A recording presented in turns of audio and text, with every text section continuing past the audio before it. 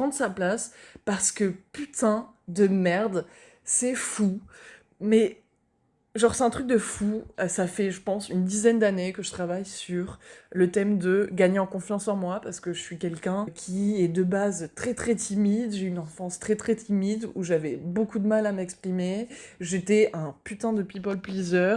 Je disais oui à tout pour que je me fasse accepter par le groupe. Voilà, j'étais pas non plus genre quelqu'un qui se faisait, comment on dit, genre voilà, ramené partout par le bout du nez, quoi. Genre. Mais voilà, je suis quelqu'un qui a vraiment, vraiment, vraiment du mal, ou qui avait, du moins, beaucoup de mal à m'accepter. Toujours mettre les autres en avant plus que moi. Toujours les autres avaient raison et pas moi. Enfin voilà, cette espèce de se mettre en arrière-plan, se mettre après l'autre, se réduire, se faire petite. Et en fait, c'est ça, c'est comment je peux prendre ma place. C'est-à-dire comment maintenant, après avoir travaillé des dizaines d'années sur ma confiance en moi, accepter que je puisse prendre ma place, que je puisse prendre de la place. Euh, Parce que ça me gêne, effectivement, même toujours, même si ça fait des années que je travaille sur ce truc, et il y a vachement d'amélioration, mais c'est un travail de toute une vie. Il y a vachement d'amélioration, mais ouais, toujours est-il que j'ai toujours un peu de mal à prendre ma place. Et si ce n'est plus au sein d'interactions sociales, parce que ça y est, maintenant j'ai cultivé voilà, cette acceptation de moi, cette façon de m'exprimer, les types de personnes avec lesquelles j'ai plus envie d'interagir que d'autres, j'ai toujours du mal à prendre ma place. Et je vois que maintenant ça se manifeste plus sur les réseaux sociaux, par exemple. Ouais, les réseaux sociaux, j'ai peur de me faire une place. J'ai peur de me faire une place parce que j'ai peur que mon message soit mal interprété. J'ai peur que on ne soit pas d'accord avec moi et qu'on me pointe du doigt en disant ha ha ha, mais qu'elle est folle, il faut l'emmener au bûcher. Euh, j'ai peur qu'on se dise mais elle est complètement starbée cette meuf. Et genre que ce soit des potes à moi et qui... J'ai peur de plein de trucs en fait, j'avoue. J'ai peur de plein de trucs qui, donc du coup, est bien relié aux autres. Parce que si j'étais moi et moi seule avec ma conscience, bah j'aurais peur de rien. Puisque genre je suis vachement... En fait, je suis vachement en paix avec ce que je crois. C'est juste genre quand ça doit être transmis aux autres, d'une façon ou d'une autre. Ou quand il y a une espèce de peut-être vulnérabilité dans ce que je vais montrer, ce que je vais dire, qui me représente. Et donc on rejoint un peu ce truc de prendre une place, quelle place tu prends.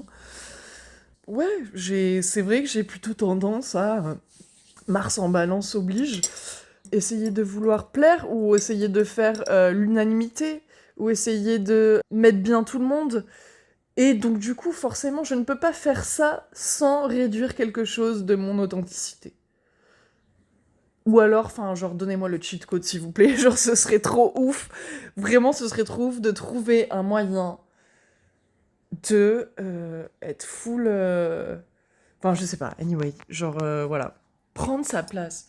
Est-ce que toi aussi, tu trouves que tu prends assez ta place? Est-ce que tu vois des déséquilibres dans ta prise de position dans la société? Avec tes potes, avec ta famille, avec des concepts? Ça peut être comme moi, enfin, genre publier sur les réseaux, ça peut être autre chose, créer un podcast, ça peut être tellement de choses que j'y pense même pas. Mais c'est important de savoir prendre sa place, savoir soi-même s'autoriser à se créer une place, parce qu'il y a bien un endroit, une sphère, un espace privé, un safe place, en fait, une safe place, où tu dis ouais, je peux prendre ma place.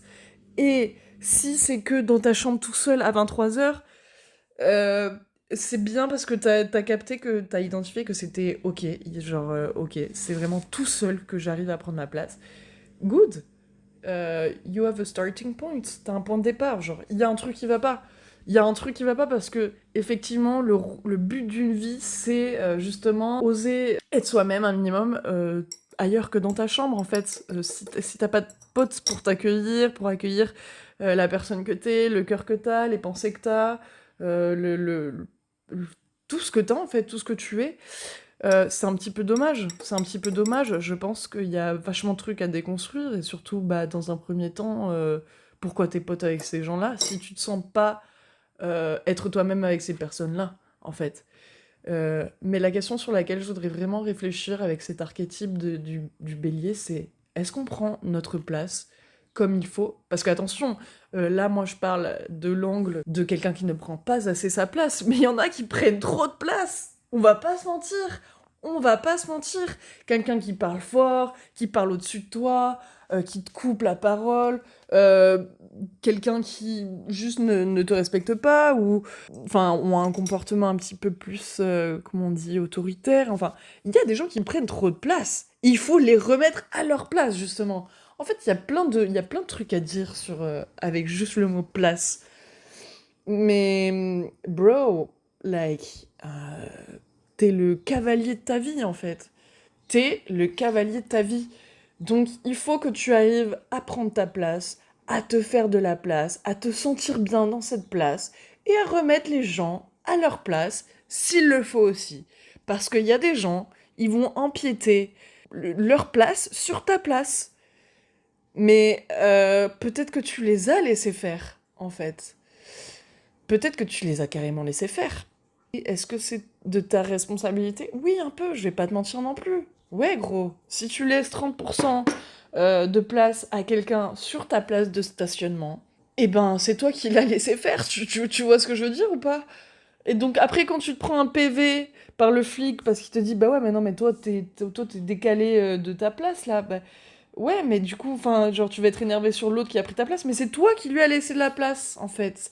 Genre, euh, il faut absolument identifier, est-ce que tu laisses des gens prendre de la place sur ta place? Est-ce que c'est trop facile pour eux d'en prendre? Est-ce que c'est répétitif? Qui est cette personne, en fait? Qui ose prendre ta place? Et c'est hyper dur de prendre sa place. Moi, je sais que je dois prendre ma place. Je veux prendre cette place sur les réseaux. Je me sens de prendre cette place. Et pourtant, je ne le fais pas. Parce que je suis... Ouais, il y a quelque chose de moi qui me terrorise à prendre cette place. Et c'est le regard des autres. On va pas se mentir. C'est le regard des autres. C'est what if I'm going viral? Et quel ego pour penser ça? Genre, je vais devenir viral. Je ne sais pas, en fait. Ouais, il y a beaucoup d'ego trip dans le fait de prendre sa place, mais pas que. Et ce que je voulais dire, c'est que je sais que j'ai envie de prendre cette place de ouf, mais c'est pas parce que j'ai envie de prendre cette place que c'est hyper facile de mettre en place. Putain, encore une fois, je mets... ouais, d'armée, quoi. Enfin, genre... C'est chaud. I'm on it. Je suis là-dessus. Je... Ouais, ça fait des années et j'arrive pas à prendre ma place sur tous les fronts. Voilà, il y a d'autres fronts, c'est plus facile que d'autres. Il y a d'autres places, c'est plus facile à placer que d'autres. Genre, comment dire, je ne sais pas, mais... Mais enfin voilà, prendre sa place dans le monde, c'est un acte de courage, clairement, parce que ça demande oser être soi, avec ses forces et ses faiblesses. Ça demande de quitter le masque et de pas faire un effort de suradaptation à la société et aux autres. C'est oser affirmer sa présence, ses idées, ses besoins, et sans écraser l'autre, bien évidemment. C'est reconnaître qu'on a le droit d'exister pleinement, et d'avoir une voix, et d'occuper de l'espace. Parce que c'est compliqué. Tout dépend de son éducation, nos croyances limitantes, tout dépend de nos peurs, du rejet, du conflit ou du jugement. Et comme je disais, la suradaptation, c'est un oubli de soi. C'est clairement un oubli de soi. Quand on s'adapte trop à l'autre, on se module trop nos attentes, nos besoins, parce que l'autre, il a besoin d'autre chose, et que nous, bah, on a tendance à plutôt chercher l'approbation de l'autre, hein. Donc on s'invisibilise, je sais pas si ça se dit, mais voilà, genre, c'est un oubli de soi. Et d'un côté, il y a cet aspect aussi de surresponsabilisation. Genre, quand tu veux trop complaire l'autre, c'est aussi s'imaginer qu'il n'est pas capable de deal with notre désaccord, en fait. C'est aussi se sentir coupable de décevoir l'autre. Et ça demande du courage, du coup, de les vaincre, de les travailler chaque jour, petit à petit. Ça prend du temps, ça prend le temps qu'il faudra. Il y en a qui mettent plus de temps que d'autres, peu importe. Chacun a son chemin. Et on ne part pas tous du même point de départ non plus. Donc, c'est une quête. Voilà, c'est une quête fondamentale de notre individualité. C'est une quête d'authenticité. Et c'est aussi une quête de contribution dans le monde, parce que si tu t'écrases, si tu n'oses pas prendre la place que tu devrais prendre, parce que si tu es né, c'est que il y a de la place pour toi, et que si tu la minimises, c'est toi et toi seul finalement qui la minimise. Ta contribution sera moindre. Peut-être que tu effaces le message super important que tu avais à transmettre à ta communauté ou au monde entier. Dommage, dommage. Tu sais pas en fait l'impact positif que ça aurait pu avoir. T'as juste suivi, t'as juste décidé de suivre tes pensées et ton scénario, ton narratif un peu négatif qui continue dans la peur. Euh, voilà. Et donc, euh, est-ce que tu as le droit d'exister pleinement tel que tu es? Oui, tout comme moi. Et en fait, ouais, si tu as besoin de l'entendre de ma bouche, ben ouais, tu as le droit d'exister pleinement tel que tu es. Et ce serait dommage en fait d'y renoncer. Parce que ça marque tout simplement ta présence propre par rapport à ta vie. Genre tu es maître de ce qui se passe et tu es maître de l'histoire de ta vie en fait. C'est toi qui écris, c'est toi qui es auteur. Tu es le personnage principal. Fais-le vivre, tu vois.